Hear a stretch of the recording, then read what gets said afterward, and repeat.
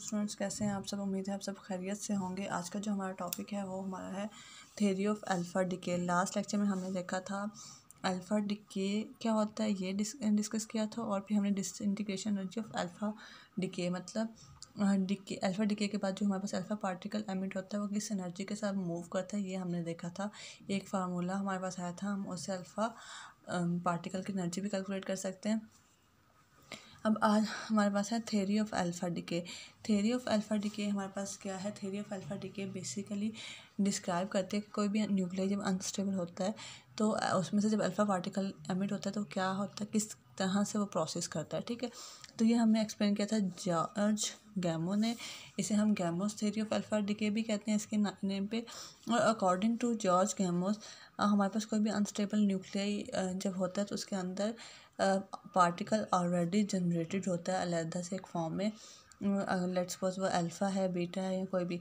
तो अगर alpha decay है तो अल्फ़ा डिके में लेट्स सपोज हम कहते हैं कि यूरेनियम है या थोरियम है और वो ये अनस्टेबल न्यूक्लियाई और अल्फ़ा डिके अंडरगो करना चाहता है तो इसके अंदर पहले से 2 प्रोटॉन 2 न्यूट्रॉन मिलकर एक अल्फ़ा पार्टिकल बनाए हुए होंगे। प्रोसेस क्या होता है कि इस अल्फ़ा पार्टिकल को यहाँ से एमिट होना होता है। अब किन डिफ़िकल्टीज़ को फेस करना पड़ता है अल्फ़ा पार्टिकल को यहाँ से एमिट होने के लिए। अब हमारे पास देखें, अगर ये अल्फ़ा पार्टिकल इसमें कंपोज्ड है, बना हुआ है ऑलरेडी, तो ये कुछ ना कुछ एनर्जी के साथ भी मिला होता है। हम सपोज कर लेते हैं कि हमारे पास अगर इस न्यूक्लियाई का जो टोटल एटॉमिक नंबर है वो हमारे पास क्या है, जी है। अल्फ़ा पार्टिकल का हमारे पास क्या है, 2 एटॉमिक नंबर है। चार्ज हम देख रहे हैं तो ये जी ई होगा, इसका 2 ई होगा। और जो हमारे पास बाकी इसको निकालने के बाद जो बाकी डॉटर न्यूक्लियाई बचेगा उसका हमारे पास क्या होगा, जी -2 इंटू ई, ये हमारे पास इसका बचेगा। ठीक है, अब इनके ये किन फोर्सेस के साथ कनेक्टेड है आपस में, ये इनके दरम्यान एक तो स्ट्रॉन्ग अट्रैक्टिव फोर्स है, मतलब फोर्स ऑफ अट्रैक्शन इनके दरम्यान, जिसकी वजह से ये अल्फ़ा पार्टिकल इसके अंदर लोकेट कर रहा है। ठीक है, जब तक अल्फ़ा पार्टिकल इसके अंदर लोकेट करे तब तक इसके दरम्यान क्या है, स्ट्रॉन्ग अट्रैक्शन फोर्स है। और जैसे ही ये पार्टिकल इस न्यूक्लियस से एमिट होगा तो ये भी पॉजिटिवली चार्ज है और ये भी पॉजिटिव, जो पीछे रेजिडुअल डॉटर न्यूक्लियस बचेगा वो भी पॉजिटिवली चार्ज होगा। तो उन दोनों के दरम्यान क्या होगा, उन दोनों के दरम्यान हमारे पास कॉलम रिपल्शन फोर्स होगी। ठीक है, तो ये इन 2 फोर्सेस के साथ अटैच्ड है। इसको हम एक ग्राफ के थ्रू रिप्रेजेंट करते हैं। ये हमारे पास एक ग्राफ है, ये हमारे पास 0 और ये हमारे पास इस तरह से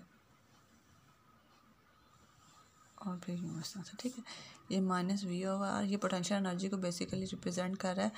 ये -v/r रिप्रेजेंट कर रहा है अट्रैक्टिव फोर्स को, और v/r क्या है, ये इसमें हमारे पास अट्रैक्टिव फोर्सेस मिनिमम है और ये क्या है, 0। ठीक है, अब यहाँ पे जब लाइन के इस साइड पे अगर कोई न्यूक्लियाई है तो ये रिप्रेजेंट कर रहा है कि इस पोजीशन पे हमारे पास जो अट्रैक्टिव फोर्सेस हैं न्यूक्लियाई के दरमियान और अल्फ़ा पार्टिकल के दरमियान वो मैक्सिमम है। फिर एक पॉइंट आता है उनके दरमियान अट्रैक्टिव फोर्सेस कम होते होते नेगेटिव उसमें जाना शुरू हो जाती हैं और फिर इस पॉइंट पे आके क्या होता है, उनके दरमियान रिपल्शन फोर्स मैक्सिमम होती है। ठीक है, फिर न्यूक्लियर क्या होते हैं, 2 ये जो हमारे पास लाइन है ये रिप्रेजेंट कर रही है रेडियस को।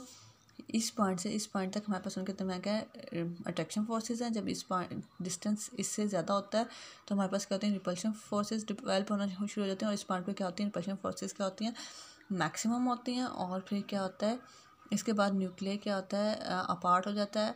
अल्फ़ा पार्टिकल अलहदा और डॉटर न्यूक्लियर अलहदा हो जाता है और इसके बाद दोनों क्या होते हैं, अपोजिट डायरेक्शन में मूव करते करते उनके दरमियान क्या होता है, एक पॉइंट आता है जब डिस्टेंस ज़्यादा होता है और रिपल्शन फोर्सेस भी हमारे पास क्या होती हैं, ऑलमोस्ट 0 हो जाती हैं। ठीक है, तो अब हमारे पास ये जो बैरियर हाइट है इसे अगर हम रिप्रेजेंट करना चाहें तो ये हमारे पास इक्वल होता है, आपको पता है हमारे पास पोटेंशियल एनर्जी इक्वल होती है KQ1 Q2/r। ठीक है, अब Q1 हमारे पास क्या है, Q1 हमारे पास डॉटर न्यूक्लियर का है Z-2 इंटू ई, और Q2 हमारे पास क्या है, अल्फ़ा का क्या चार्ज था, 2e।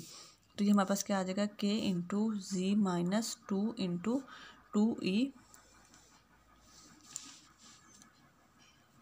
Over R. ठीक है, के की वैल्यू आपको पता है क्या होती है, के की वैल्यू हमारे पास होती है 1/4 पाई एप्सिलॉन नॉट। ये हमारे पास क्या आ जाएगा, K into 2 into G minus 2 into E square over R. ठीक है, ये हमारे पास इसके ये आ गए। मतलब हमारे पास जो पोटेंशियल एनर्जी होती है ना, ये हमारे पास वेरी करती है up to 30 to 40 mega electron volt. जैसे जैसे हमारे पास न्यूक्लियर का चेंज होते हैं वैसे वैसे हमारे पास पोटेंशियल एनर्जी जो है वो भी वेरी करती है। और हमारे पास जो अल्फ़ा पार्टिकल की होती है ना, मतलब अगर हम अल्फ़ा पार्टिकल से ज़्यादा कोई पार्टिकल कोई हैवी न्यूक्लियाई एमिट करवाना चाहते हैं तो उस केस में हमें एनर्जी भी ज़्यादा चाहिए होगी, पोटेंशियल एनर्जी। ठीक है, अब अगर हम अल्फ़ा पार्टिकल के देखें तो उसकी हमारे पास एनर्जी होती है 4 to 8 मेगा इलेक्ट्रॉन वोल्ट, जो दूसरे न्यूक्लियर की निस्बत ज़्यादा कम है। मतलब अब हमारे पास जो ये अल्फ़ा पार्टिकल है ये यहाँ पे दूसरे न्यूक्लियॉन्स के साथ जो बाउंड है वो 4 से 8 मेगा इलेक्ट्रॉन वोल्ट एनर्जी के साथ बाउंड है, और उसे ये एनर्जी चाहिए वहाँ से एमिट होने के लिए। ठीक है, तो ये जो हमारे पास ये जो बैरियर हाइट है, अगर हम बात कर रहे हैं पोटेंशियल की सॉरी अल्फ़ा पार्टिकल के लिए अगर हम ये बात करें तो ये हमारे पास क्या है 4 to 8 मेगा इलेक्ट्रॉन वोल्ट है। मतलब इस अल्फ़ा पार्टिकल को यहाँ से एस्केप करने के लिए इतनी एनर्जी चाहिए होगी। अगर ये इतनी एनर्जी होगी तभी वो एमिट हो सकता है, अदरवाइज़ वो नहीं हो सकता। ठीक है, अब एक दूसरा ऑप्शन ये है कि एक तो ये है कि वो इतनी एनर्जी और वो इस बैरियर को पार कर जाए, और एक दूसरा ये होता है कि अल्फ़ा पार्टिकल्स क्या होते हैं वो कॉन्टीन्यूसली वॉल्स के साथ कोलाइड कर रहे होते हैं, और जब वो कॉन्टीन्यूसली कोलाइड करते रहते हैं तो फिर एक टाइम आता है कि वो यहाँ से कोलिजन उनकी क्या होती है एनर्जी इंक्रीज़ होती रहती है, और एक टाइम आता है वो यहाँ से टनल आउट कर जाते हैं। ठीक है, टनल आउट आपको पता है क्वांटम मैकेनिक्स की टर्म है, और वो इस बैरियर से मतलब वो इसमें से कोई एक हम कह सकते हैं सुराख करते हुए यहाँ से एमिट कर जाते हैं। ठीक है, तो ये हमारे पास है।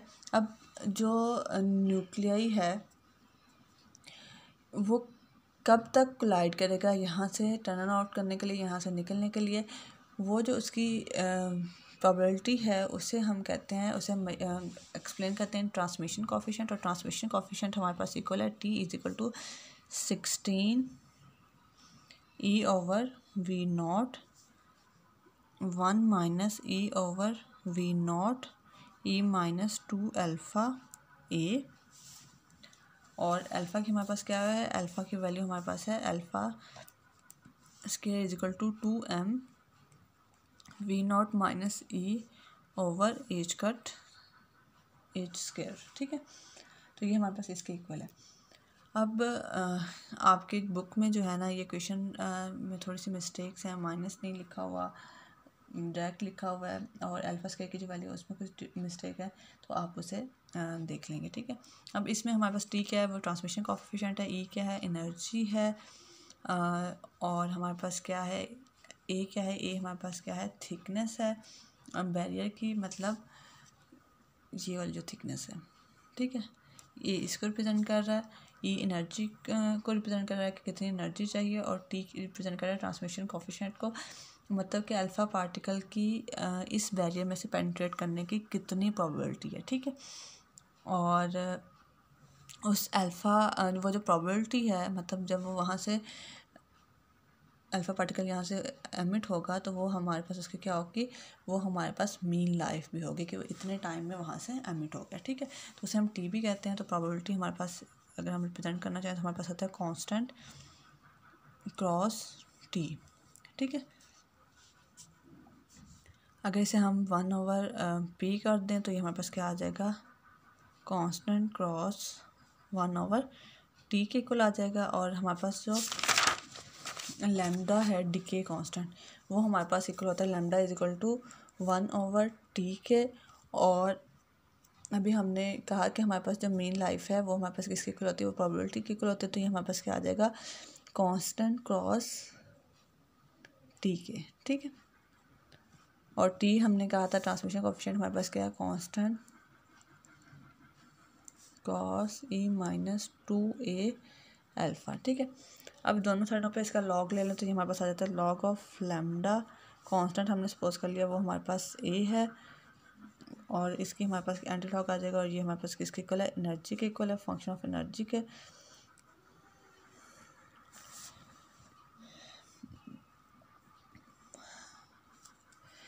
1911 में जो साइंटिस्ट थे गीगर एंड नटल, उन्होंने ये इस रिलेशन को स्टडी किया था, डिके कांस्टेंट और एनर्जी के दरमियान रिलेशन को। और इसका उन्होंने कहा था कि हमारे पास जो रिलेशन है ना वो डायरेक्ट रिलेशन है बिटवीन एनर्जी, डिके कांस्टेंट और रेंज के। मतलब जितनी ज़्यादा रेंज होगी न्यूक्लियर की, उतना ज़्यादा हमारे पास क्या होगा, उसका डिके कांस्टेंट होगा। रेंज हमारे पास रिप्रेजेंट करती है किसी भी पार्टिकल के किसी न्यूक्लियर में से पास करने की जो कैपेसिटी होती है, उसे कहते हैं रेंज। कितना एरिया वो कवर करता है, और ये डिपेंड करता है एनर्जी पे। जितनी ज़्यादा एनर्जी होगी उतनी ज़्यादा रेंज होगी। तो हम रिलेट कर सकते हैं डिके को विद एनर्जी। ये हमारे पास आ जाएगा A+B log of R। और ये हमारे पास जो रिलेशन है इसे हम कहते हैं, ये हमारे पास गीगर नटल इक्वेशन है। ठीक है, तो ये इस तरह से हम लोगों ने कहा था कि हमारे पास जो अल्फ़ा डिके होता है वो basically alpha particle tunnel out होता है न्यूक्लियाई में से। ठीक है, और बाकी हमारे पास क्या होता है, स्टेबल स्टेट में रेजिडुअल न्यूक्लियाई आ जाता है। ये हमारे पास है। और जहाँ तक हमारे पास कल हमने एक एक्सप्रेशन कैलकुलेट किया था कि अल्फ़ा A-4/A/Q। ठीक है, तो अगर हमारे पास कोई भी न्यूक्लियाई है, उसका एटॉमिक मास हमारे पास हो, जैसे यूरेनियम है, यूरेनियम का अगर हमारे पास एटॉमिक मास गिवन हो तो हम उसमें से 4 माइनस करके और फिर ए पे डिवाइड करते हुए जो अमाउंट ऑफ एनर्जी हमारे पास एमिट हुई है रिएक्शन में, उसके थ्रू हम कैलकुलेट कर सकते हैं कि अल्फ़ा। और क्यू हमारे पास कहाँ से आएगा, क्यू हमारे पास इक्वल होता है mass of parent nuclei minus mass of daughter nuclei minus mass of alpha particle into C² हमारे पास इक्वल होता है 931 मेगा इलेक्ट्रॉन वोल्ट के। मास ऑफ पेरेंट न्यूक्लियाई चाहिए होगा आपको, मास ऑफ डॉटर न्यूक्लियाई चाहिए होगा, मास अल्फ़ा पार्टिकल चाहिए होगा। अल्फ़ा पार्टिकल का आपको पता है 4.00 समथिंग होता है एटॉमिक मास यूनिट। तो ये अगर आपके पास गिवन होगा तो आपके पास क्यू आ जाएगा, और आप उस क्यू को यहाँ पे मल्टीप्लाई करके एनर्जी ऑफ अल्फ़ा पार्टिकल बता सकते हैं। ठीक है, और इसी तरह से हम क्या कर सकते हैं, हम डॉटर न्यूक्लियाई की भी एनर्जी बता सकते हैं इसी इक्वेशन को, अगर हम डॉटर न्यूक्लियाई के लिए सॉल्व करें। ठीक है, और इसके अलावा अगर हमने ये बताना हो कि हमारे पास किस वेलोसिटी के साथ मूव करें, तो हमारे पास काइनेटिक एनर्जी का फार्मूला जो होता है वो हमारे पास होता है ½ half M alpha V alpha. और ये पूछा जाए कि अल्फ़ा पार्टिकल किस वेलोसिटी के साथ मूव करे, तो उसके लिए हम क्या करेंगे, V∞² 2K अल्फ़ा/m अल्फ़ा, और इसका दोनों साइडों से स्क्वायर रूट ले लेंगे। ये हमारे पास क्या आ जाएगा, वेलोसिटी को डिफाइन करने के लिए फार्मूला आ जाएगा। ठीक है, तो इस तरह से आप इसके लिए भी न्यूमेरिकल सॉल्व कर सकते हैं। तो ये आपके पास कुछ न्यूमेरिकल सॉल्व करने के लिए इक्वेशंस हैं। आप kinetic energy of alpha particle किस तरह से फाइंड आउट कर सकते हैं, आप किसी भी इक्वेशन की एनर्जी किस तरह से फाइंड आउट कर सकते हैं, और ये आपके पास उसकी वेलोसिटी अगर आपने फाइंड आउट करनी है तो वो भी किस तरह से फाइंड आउट कर सकते हैं। ठीक है, इसी तरह से आप डॉटर न्यूक्लियर का भी कर सकते हैं। और जो क्यू है ना, ये हमारे पास रिप्रेजेंट करता है किसी भी रिएक्शन को कि वो एक्सोथर्मिक है या एंडोथर्मिक है। अगर हमारे पास क्यू वैल्यू पॉजिटिव होगी तो इसका मतलब है रिएक्शन हमारे पास क्या है, एक्सोथर्मिक है, मतलब एनर्जी रिलीज हुई है उस रिएक्शन में। मास ऑफ पेरेंट न्यूक्लियर क्या होगा, वो ज़्यादा होगा as compare to sum of mass of daughter nuclear and alpha particle. और अगर हमारे पास क्यू नेगेटिव है तो इसमें हमारे पास जो रिएक्शन वो एंडोथर्मिक है, हमें एनर्जी खुद से प्रोवाइड करना पड़ी है। और जो मास ऑफ पेरेंट न्यूक्लियर है वो हमारे पास कम होगा as compare to mass of daughter nuclear and mass of alpha particle. ठीक है, ये हमारे पास कुछ क्वेश्चंस थे, कुछ टॉपिक हमने क्लियर किया। इसमें अगर आपका कोई क्वेश्चन हो तो देख लीजिएगा, मुझसे पूछ लीजिएगा। और ये जो क्वेश्चन आपकी बुक में है ट्रांसमिशन कोफिशिएंट वाली, इसमें थोड़ी सी मिस्टेक है साइंस की, वो भी आप देख लीजिए। ठीक है, अल्लाह हाफिज़, फ़ी अमान अल्लाह।